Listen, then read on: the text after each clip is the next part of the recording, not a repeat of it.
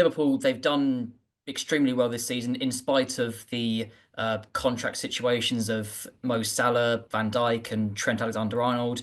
I'm curious because we were speaking to Jermaine Pennant recently, and he said Mm. that Trent's contract would be for him the lowest priority because of how crucial Van Dijk and Salah have been to this Liverpool team for years on end. Just curious, do you agree with that? Or I guess there is the argument that because Trent is a lot younger, there's a potential for, he could be Liverpool's captain for, say, 10 years. Or Mhm. if he did go to Real Madrid, there would be, higher resale value. So, what would your priority order be? Would you agree with Jermaine, put Trent last or put Trent first, Salah first? What would your order be?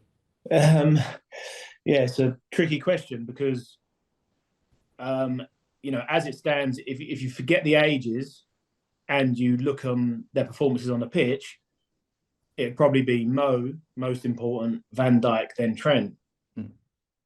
But then, like you say, when you actually look at the actual facts of their situation in terms of, like you say, Trent could, he could be there a legend for another 4 years. You could sell him for bundles. Mo is not going to be around in 4 years' time. So when you look at it that way, of course, then it's almost like a totally different question. Um, but I'd still say for now, the way Mo has still set that bar, I think he's the priority because he's showing no signs of slowing down.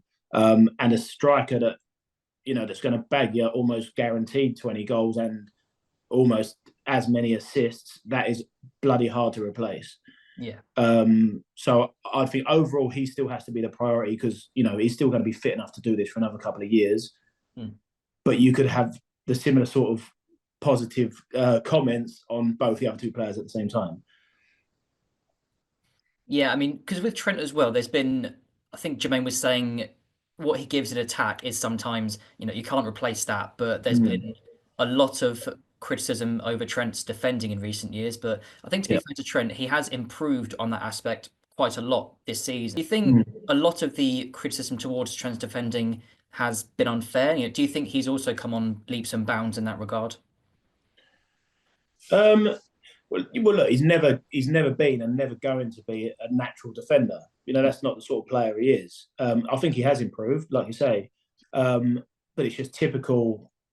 Everyone wants to jump on someone's negative. He's one of the best we've seen going forward. But of course, people talk about it. But everyone just loves sticking their boot into the negative. If you look what he brings to a team, it's fantastic. It's untouchable. Yes, and if you're the manager, do you sort of say, well, look, he's going to make a mistake every now and then, but at the same time, between mistakes, he's probably got another two or three assists.